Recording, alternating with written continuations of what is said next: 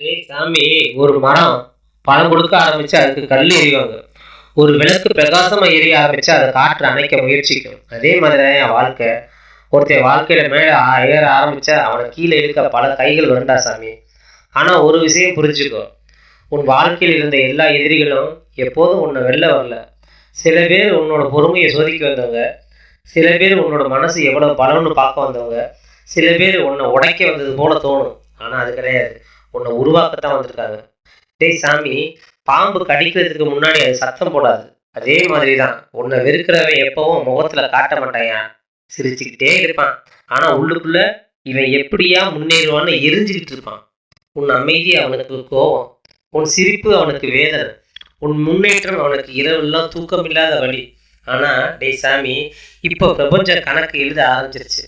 நீ அமைதியா அழுத இரவுகளுக்கும், நீ மனசுக்குள்ள சுமந்த வேதனைக்கும், நீ யாரிடமும் சொல்லாம தாங்கிய அவமானத்துக்கும் இப்ப பதில் வரப்போதியா. ஒரு காலம் இருந்துச்சு, நீ பேசுனா யாரும் கேட்கல, நீ நல்லது செய்தாலும் அதில் குறை தான் பார்த்தாங்க.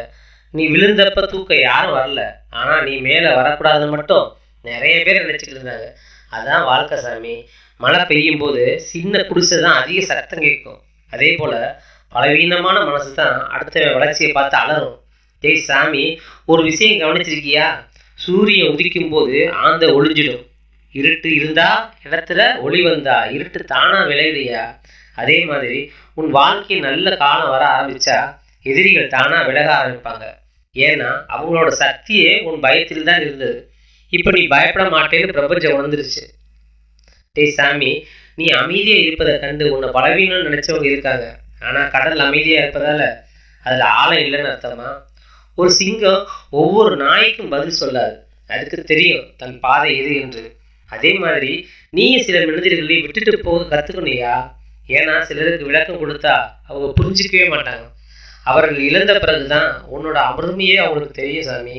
நினைச்சிருப்பார், வெளியிலிருந்து புறப்படும் அம்பு முன்னாடி செல்ல செல்ல முதலில் பின்னாடி இழுக்கப்படுதியா. அதே மாதிரி தான் உன் வாழ்க்கையும் கொஞ்ச நாள் பின்னாடி போனது போல இருக்கும். அவமானம், தோல்வி, துரோகம், தனிமை, இவை எல்லாம் உன்னை தள்ள வந்தது இல்லையா, தொலைவுக்கு அனுப்ப வந்தது. உன்னை வெறுத்தவங்க உன் பேரை பேசிக்கிட்டே இருப்பாங்க. ஆனா பிரபஞ்சம் சிரிக்குதுடா சாமி. ஏன்னா அவர்கள் நினைக்காமலே உன் பெயரை உலகத்துக்கு கொண்டு போயிட்டு இருக்காங்க.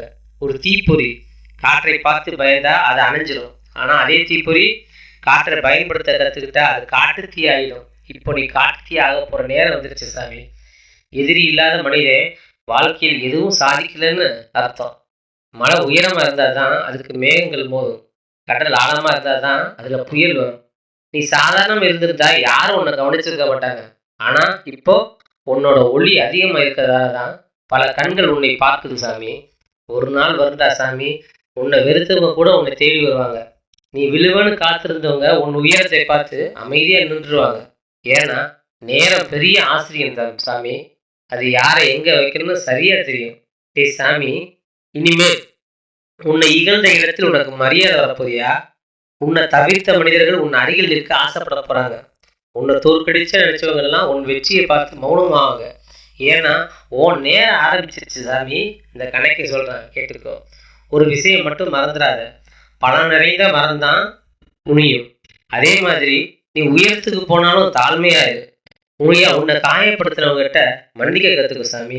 ஏன்னா மன்னிப்பு என்பது பலவீனம் இல்லை, அது உள்ளே இருக்கும் மிகப்பெரிய சக்தி. டேய் சாமி, கடவுள் உன்னை காப்பாத்துறதுக்கு முன்னாடி உன்னை பலப்படுத்துவார். அதனால தான் நீ இவ்வளவு சோதனை பார்த்த. ஆனா இனி கஷ்டம் கதவை தட்டும், ஆனா உள்ளே வர முடியாது. துரோகம் அருகில் வரும், ஆனா உன்னை உடைக்க முடியாது. எதிரி பார்க்கும், ஆனா உன் உயரத்தை தொட முடியாது.